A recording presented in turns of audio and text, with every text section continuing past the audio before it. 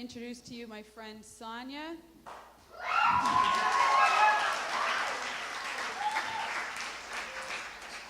Sonya is from the St. Thomas Citadel Corps. And she's going to share with us a powerful testimony of what the Lord has done in her life. So give her some encouragement.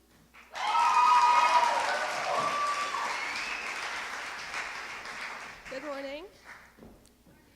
My name is Sonya, obviously. I am from Fort Albany First Nation.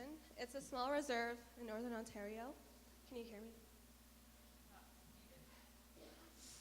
But I live in St. Thomas, and I have been living here for about 5 years now.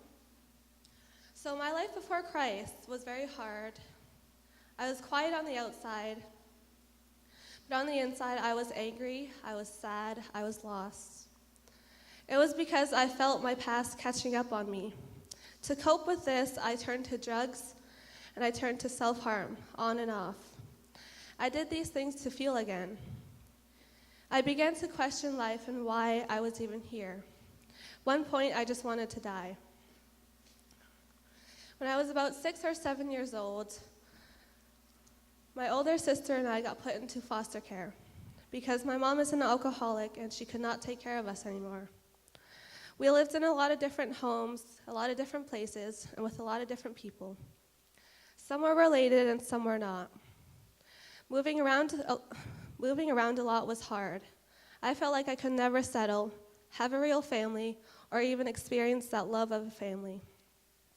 But I always had my sister. She took care of me, and she made sure I was okay. 5 years ago, when I moved to St. Thomas with my sister, we moved with our foster parents, Ruth and Tyler. I did not have a choice to live here, and I did not want to live here. Shortly after we moved, my sister tried to kill herself. She did not succeed. That night, she was taken out of our home to get the help she needed. That night, I felt like everything just crashed.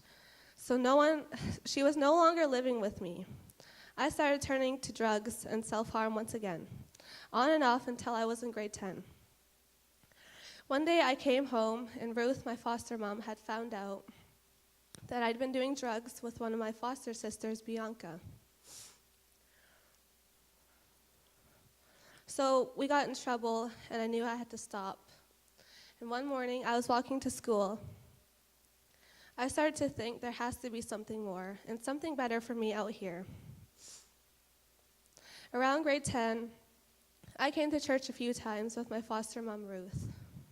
Now, my foster dad, he doesn't go to church. He doesn't really believe in God. He's more of a cultural, native way kind of thing. And I only came to church because Ruth's aunt recently had passed away. I did not want her to sit alone. I was in church, and I got nothing out of it. Looking back, I can say that my ears, my eyes, and my heart weren't open. So I stopped going. A few months later, I played on the ball hockey league at church and went to summer camp at Newport. That week at Newport really opened my ears, eyes, and my heart. From there, I started to get involved at the church. I came to the church and was learning a little bit more. I did not get saved at Newport, but there was definitely a seed planted in my heart. Here, about 2 years ago now, I got saved. I accepted Christ, and I asked him to forgive me. I remember crying a lot. I felt a big weight lifted off my shoulders.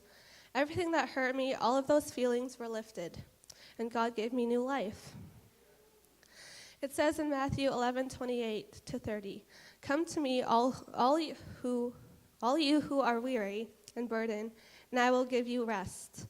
Take my yoke upon you and learn from me, for I am gentle and humble in heart, and you will find rest for your souls. For my yoke is easy and my burden is light." So since coming to Christ, many opportunities have come. A few of them being coming to camp last summer as a Tim 2, and returning this summer to be part of the kitchen staff. I have met many great people, such as Major Sherry Russell. She is the Territorial Aboriginal Ministries consultant. This coming weekend, I will be attending an Aboriginal roundtable in Saskatchewan that will be led by her. I'm very thankful for this opportunity. In the past few years, I've been learning more about my people, First Nations people in Canada, my family, my roots. We have a rough past, we have many issues, and I started to get angry. Then I learned you can either be angry about all of this, or you can change it into something more and something helpful. And that's what I feel God calling me to do, to help my people, and not just my people, to help everyone. And I don't know what that is exactly, but I'm willing to do whatever God calls me to do. And everything hasn't gone perfect. I still make mistakes. I still fall short. I still have a lot to learn. But when I struggle, make my mistakes, I do not have to turn to my old ways to cope. I can lean on God for his strength and grace.